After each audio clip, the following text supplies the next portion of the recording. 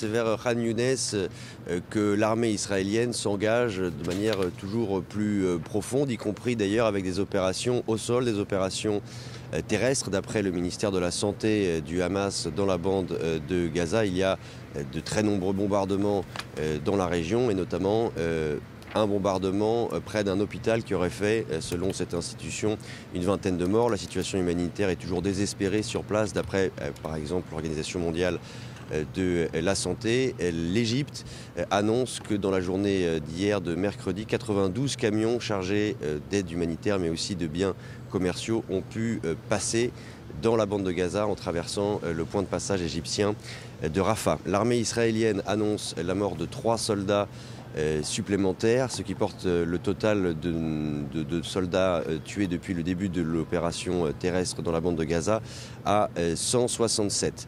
Un autre front maintenant au nord, avec des tensions toujours vives avec la frontière avec le Liban. Les médias locaux ici en Israël estiment que la journée d'hier a peut-être été celle qui a été marquée par le plus de tirs de projectiles de la part du Hezbollah vers le territoire israélien.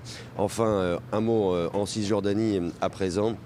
L'agence palestinienne Wafa annonce la mort d'un jeune Palestinien à la suite d'affrontements avec les forces de sécurité israéliennes. D'après le Fatah, d'après l'autorité palestinienne, depuis le début de la guerre, c'est plus de 300 Palestiniens qui ont été tués en Cisjordanie, soit par des soldats, soit par des colons israéliens.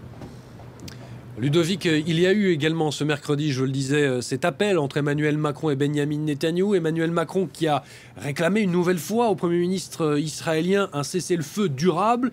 Est-ce que cet appel peut changer la donne ?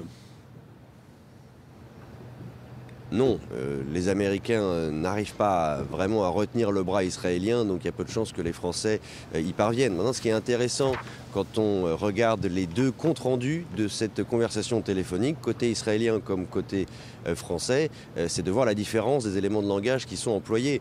Dans le compte rendu israélien, on commence en disant le Premier ministre Benyamin Netanyahou a remercié la France pour son engagement à défendre la liberté de navigation. Donc ça, c'est à la suite des incidents qui ont eu lieu en mer Rouge. Mais le communiqué ne commence pas avec une phrase du type Israël remercie la France pour être du côté d'Israël ou remercie un ami d'Israël. Donc diplomatiquement, c'est une manière pour Benyamin Netanyahou de dire qu'il n'est pas ravi des positions françaises. Et quand on lit le compte-rendu de l'Élysée, on comprend pourquoi. Parce qu'effectivement, Emmanuel Macron appelle une nouvelle fois, rappelle la nécessité d'œuvrer à un cessez-le-feu durable, dit toute sa préoccupation par rapport au bilan civil trop lourd et à la situation humanitaire à Gaza, dit aussi sa préoccupation par rapport aux violences commises par certains colons, c'est ce qu'il dit dans le communiqué, en Cisjordanie, sa préoccupation enfin vis-à-vis de tout nouveau projet de colonisation en Cisjordanie. Puis dernier mot sur ces communiqués, il y a aussi une phrase intéressante dans le compte-rendu israélien, Benyamin Netanyahou qui remercie